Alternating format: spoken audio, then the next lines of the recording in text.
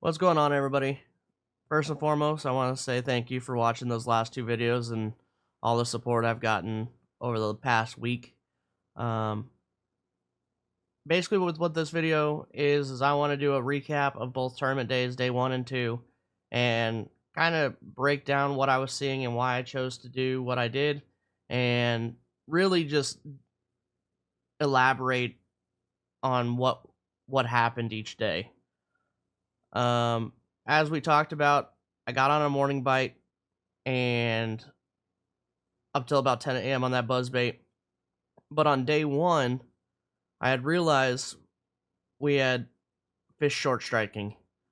And as we see in this clip here, I'm kind of just cruising down and turn away.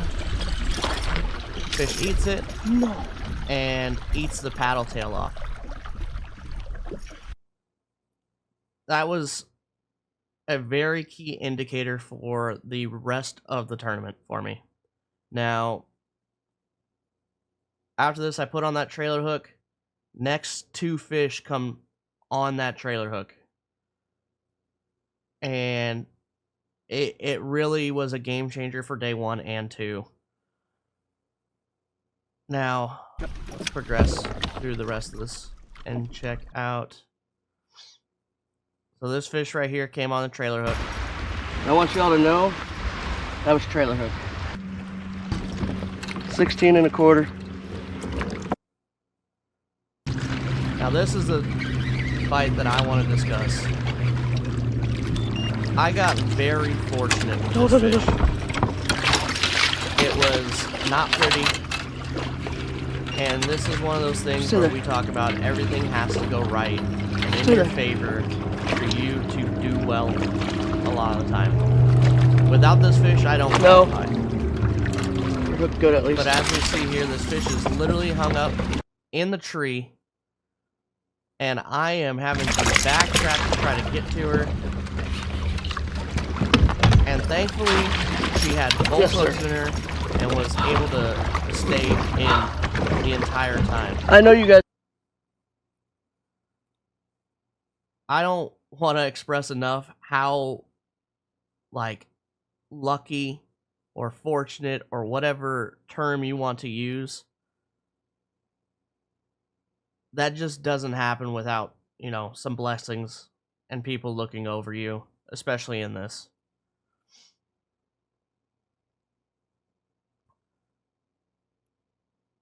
Now, like I said, I did some things different from day 1 and day 2. Day 1, I was extremely stubborn with the buzzbait. I threw it entirely too long, in my personal opinion, and you just get so excited to catch fish on topwater. Now, in years past, this would have panned out probably better for me. But we had that heat wave roll through, and it just, in the afternoon, that it got so hot, and I think it turned off the fish from eating up top. But we managed to get 82 3/4 of an inch and kind of put ourselves in a hole going into day 2. We were 5 inches back and had a lot of ground to cover, but also had to have some fortunate things happen.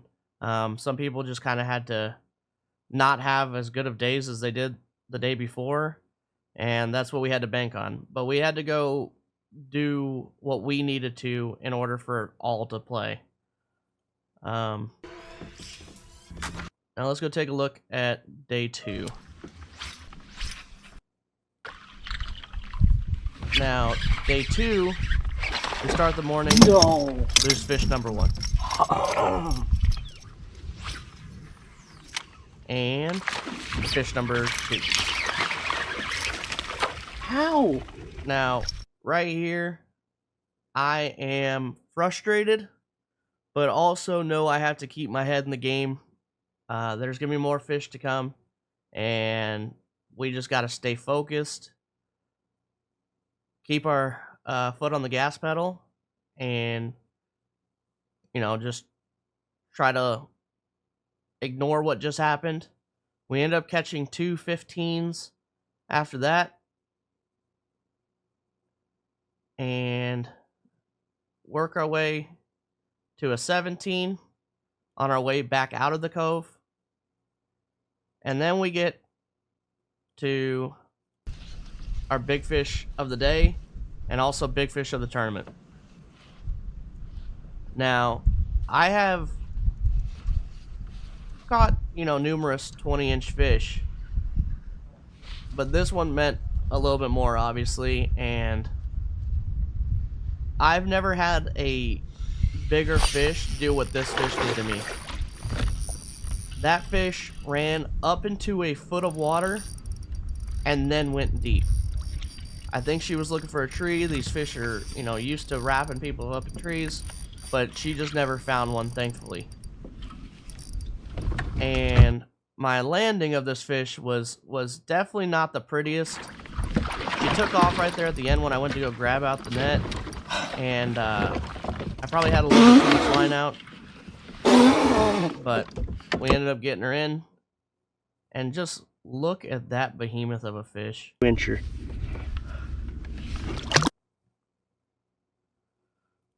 Now, with a fish like that, you know that you have to follow it up with a quality bag, otherwise it means nothing, especially in a big event like this. I mean, these fish don't come often, and when they come, you have to take advantage of them. So we get our limit filled out, and we go sit on a point and make a couple upgrades. Now this is where I talk about me not being stubborn on day 2. On day 1, I think I threw the drop shot maybe for 5 casts, and at the end of day 1, with like 5 minutes left, I catch a drop shot fish. Now on day 2, I am throwing it. It is 11:42 a.m. and it is the only rod I have in my hand. And I ultimately think it was the key to my success on day 2. We catch a few 16s, and we get into that last hour of the tournament where literally anything can happen. I catch a 17 off a windy hill in 18 foot of water.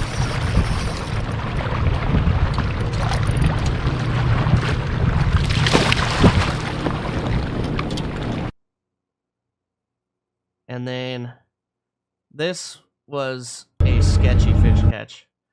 Obviously, we have all the brush around in this area, and we're throwing 8-pound test on a drop shot. I am forcing this fish out of those trees, trying to just keep her closer to the surface, which sometimes also isn't safe, but I also just didn't want her to wrap up.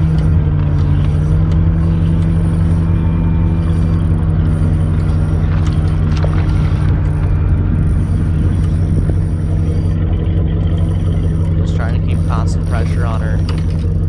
Make sure she doesn't get down in one of those trees.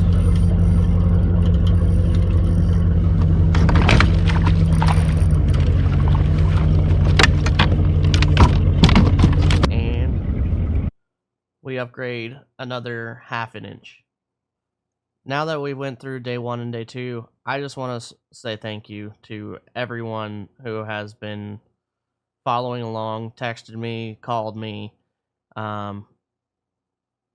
I have the best support system in the world.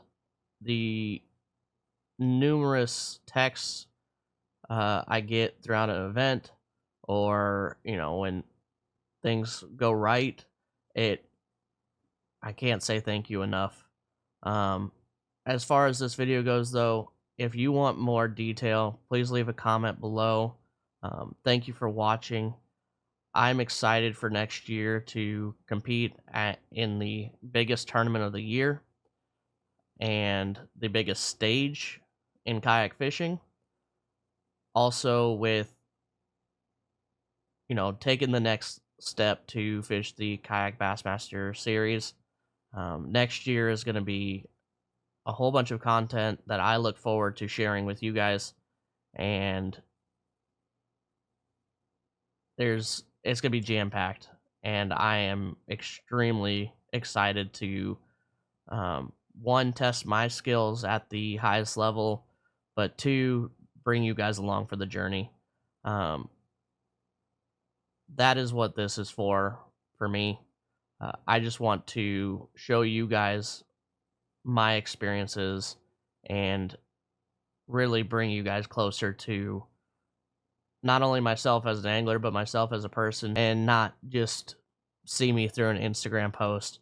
I want to show you everything that happens throughout the day, whether that be the highs, the lows. If you guys like this video, please hit that subscribe button, and I look forward to doing more recaps like this in the future.